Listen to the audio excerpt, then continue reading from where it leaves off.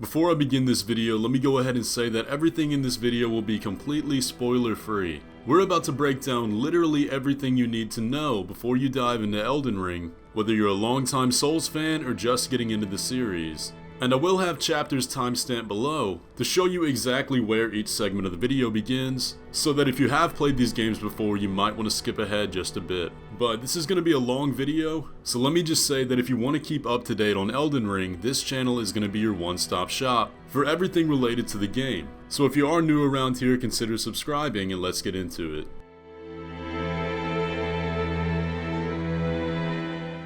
For those of you that have never played a Souls game before, let me give you a quick rundown. And I'm only going to be covering the basics that'll be present in Elden Ring. When you first begin your journey into a Souls game, you're going to get the chance to make your character and choose a starting class. And while this may seem intimidating at first because you're not going to know what any of the stats mean, don't worry. It doesn't matter that much and you'll figure it out as you go. Which is going to be the case for most things in the Souls games. You will learn even if you don't know at the beginning. After you make your character, you'll be launched into an intro cutscene, and you'll notice that you really don't understand what the story is. The way the story and the lore works in the Souls games is that while there's an overarching story and a world here, you only get the scraps. It's up to your imagination, intuition, and the millions of item descriptions you can read through to piece together the overall picture of the story. And once again, it's going to be intimidating at first, but you will figure it out. Once you finally get control of your character, we need to talk about the basics of combat and movement, because Elden Ring uses the same formula in combat as Dark Souls. These games are third-person action RPGs that primarily use a melee combat system similar to the old Legend of Zelda games, where one joystick controls your movement while the other controls your camera's viewpoint. It's gonna feel tricky at first, but there is a lock-on system in place that you absolutely must use your first time through. Trust me guys, if you don't lock on your first playthrough, it's gonna be a nightmare. You'll figure out the ins and outs of combat and the different styles of attacks you can use, but your main asset going through this game is going to be your dodge roll. The dodge roll is the movement you're going to be doing the most in this game. Aside from natural positioning, the dodge roll is your primary way to avoid damage. And trust me, take the time to master it. It's going to make your life a lot easier. And in order to master the dodge roll, you need to be managing the amount of gear you're wearing. There are 3 stages of the dodge roll. You can see me using the heavy roll right now, which has very low iframes or invincibility frames to avoid damage. The medium roll, which is okay but not optimal, and then the light roll, which is going to give you the most invincibility frames to avoid damage during a fight. Personally, I recommend trying to use the light roll at all times, but there is the option to wear more armor at the expense of less rolling. But once again, that's something you'll figure out as you go. After you've began to dip your foot in the water and beaten your first boss, you're going to discover the option to finally level up. In the first Dark Souls, this can be done at any bonfire, but in the future titles, you'll need the help of a maiden in order to level up, but it'll explain that to you. But now we gotta talk about stats and how they work. I'm not going to go into crazy detail here, but you level up your stats using the souls that you get from defeated enemies. These both serve as your experience and the currency used to buy items from merchants around the world. When we talk about stats, we need to talk about builds. And a build just refers to the way you allocate your stats and the equipment you used based on that.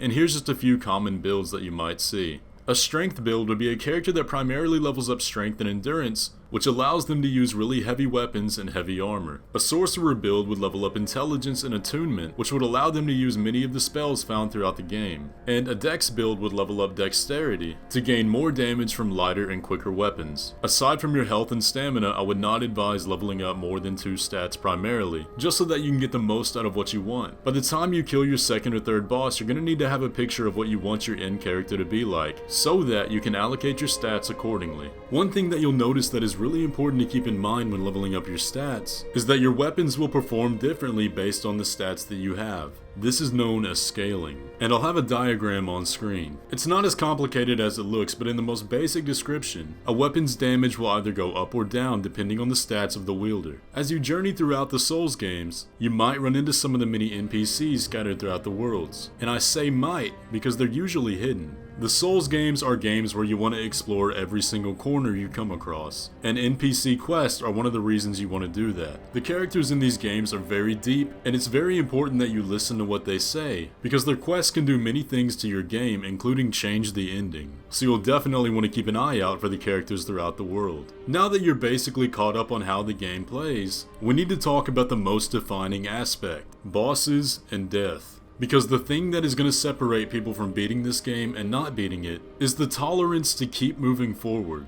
Because you will die, and you will die a lot. And when you do die, you'll spawn at the last bonfire you rested at. All the enemies you killed will come back to life, and you'll have to do the whole thing over again. But it's not as bad as it sounds, because every time you die and every time you replay the level, you will be better than you were before. And I know that sounds like a lazy pep talk, but it is true. Eventually, you will overcome the challenge. And that is what defines these games. Now, there's a lot more that goes into the Souls games, but the knowledge I've given you here is enough to get you started. And the rest you'll figure out as you go. So, let's talk about Elden Ring.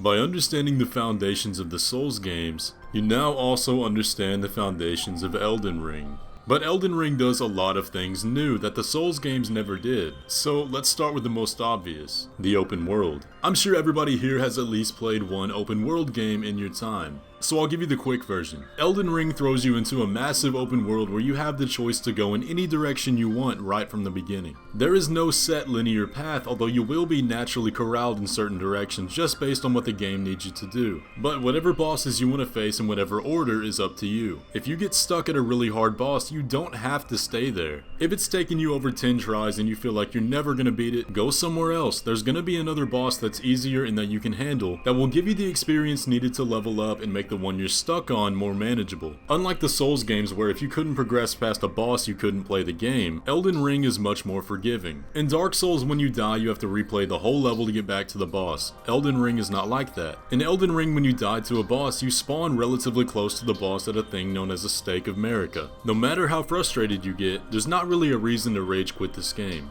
But on top of the open world, you now have a horse you can travel on named Torrent. This will allow you to travel across the open world really fast, but also give you a new combat option. Some fights are better tackled on horseback, such as with the dragon here, but you can only use Torrent in the open world. Don't get too comfortable with horseback combat because if you go into a dungeon, he can't help you. One of the new tools at your disposal are Ashes of War. These are unique skills that you can equip to your weapon to unlock a new moveset, and these can be interchanged across all weapons of similar types. And don't forget about these because they're very strong. You'll find them scattered across the open world simply by progressing and exploring. So like I said with the Souls games, make sure you search every corner. With Elden Ring being an open world game, it reasons that you would have a map. Map fragments can be found throughout the world of Elden Ring, and by finding them, you therefore increase the area you can view on it. And just like the Ashes of War, you need to explore to find these. If you try to open your map before finding any map fragments, you won't see anything. Even if you've already explored an area, until you find the map fragment, it won't show up on your map. But in addition to showing your location, the map can also be used to place markers that'll show up in your overworld. So if you remember where a field boss was that you might have died to, you can place a marker there and be able to find it without opening your map again. Honestly, I didn't think I would use this a bunch when I heard about it, but after playing the network test, it definitely was useful. The next big change we need to talk about is crafting. To give you a little bit more incentive to explore the open world, we now have a crafting system where we can find resources throughout the world and use them to craft things like arrows and throwable items. Do not neglect this feature. Crafting these new arrow types and things like that really open up combat, specifically the sleep arrows. You can use those on a powerful enemy when they're in a group in order to focus on the more rank and file ones, or to sneak past completely. There are so many more combat options in this game, so feel free to get creative with it. The next big tool we need to talk about are spirit summons. These are astral familiars you can summon to help you in combat of enemies you've already killed. Now these can only be summoned at specific locations, such as enemy camps and in boss fights, but they can be obtained through exploration and buying them from merchants around the world. They can be leveled up to increase their defense and damage, and honestly the best way for me to describe them to you is kind of like a Pokemon. They'll help you in battle, and different spirits have their own strengths and weaknesses, so try a bunch of different ones out and find the one that most suits your playstyle. Another big way Elden Ring differs from the past Dark Souls games is that the game expects you to use all the tools at your disposal. While in Dark Souls most of the time you only use light attacks, Elden Ring now expects you to throw jump attacks and strong attacks into that mix. And the way it accomplishes this is by an invisible posture bar. And what I mean by that is that enemies now have a set limit of attacks they can take before they're crippled and can be followed up with a critical attack. And the best way to accomplish this by far are with jump attacks and strong attacks. And I know that might not seem like much of anything, but it plays a massive role in this game. If you want to learn more about that, I highly recommend Ratatoskr's video, breaking down exactly how this combat system differs from Dark Souls. And trust me guys, once you figure out how to mix this into your combos, the game becomes much easier. So really take the time to figure that out with the weapon you're using. And aside from the invisible posture bar, a new addition to Elden Ring's combat system is the more powerful weapon block. When you block an attack in Elden Ring, you now have the option to follow up with a powerful counter that deals a lot of posture damage. So shields are going to be much more viable in Elden Ring. But not just shields, back in Dark Souls, if you ever blocked an attack with a two-handed weapon, you basically accomplished nothing. In Dark Souls, weapon blocking really didn't actually block much damage at all, and there was virtually no reason to block it with a weapon over actually rolling away from the attack. But Elden Ring changes this. Weapon blocking is now much more effective, and with the presence of the new counterattack, it can really change the direction of a fight when timed correctly. And the final biggest gameplay addition that Elden Ring brings is stealth. In the past Souls games, whenever you got a certain distance away from an enemy, they would instantly aggro no matter what. But in Elden Ring, now we have the option to sneak. When you have a large group of enemies you don't want to interact with, you can just sneak past them. You can also now sneak up on enemies and perform a critical attack that does massive damage if you're undetected, but things like time of day and foliage also affect how easily you can be detected by enemies. But quite possibly the biggest change from Dark Souls to Elden Ring lies in the fact that the story of Elden Ring takes the forefront. So with that in mind, let me give you the context of what we're going to be playing, because we're stepping into an entirely new world with its own history, its own mythology, and its own characters. So here's the basics of the lore.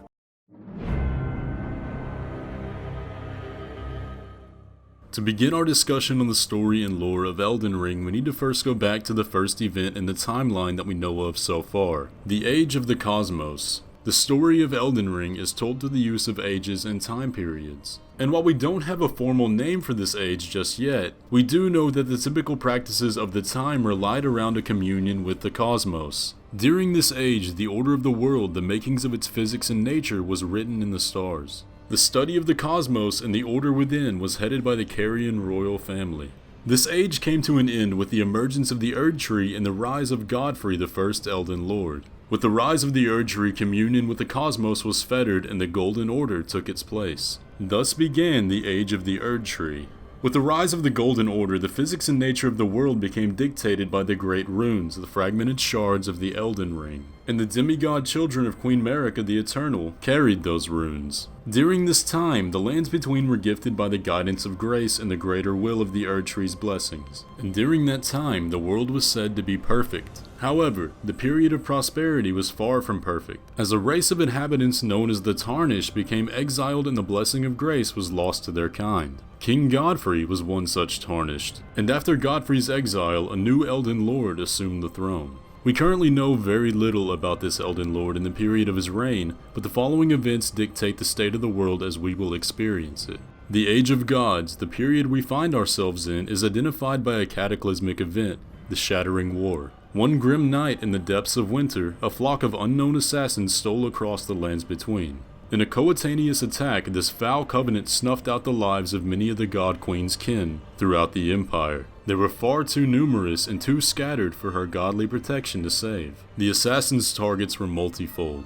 but none was as devastating a loss to the Eternal Queen as that of Godwyn the Golden. After his death, the Elden Ring was somehow shattered, and the order of the world broke with it.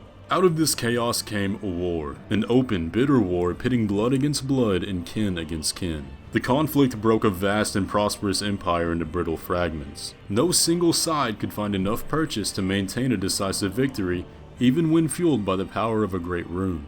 The Battle of General Radahn against Malenia the Severed illustrated that neither strength nor skill alone would be enough to take control of the entirety of the lands Marika had united. And so, the lands between are no longer gripped by open war, but caught in an uneasy stalemate that seems impossible to resolve. But with the tragedy of these events, we, the Tarnished, are called back to the lands between by an unknown prophecy, guided by grace to reclaim the land promised to us, to defeat the remaining demigods, unite the great runes, and take the crown of Elden Lord.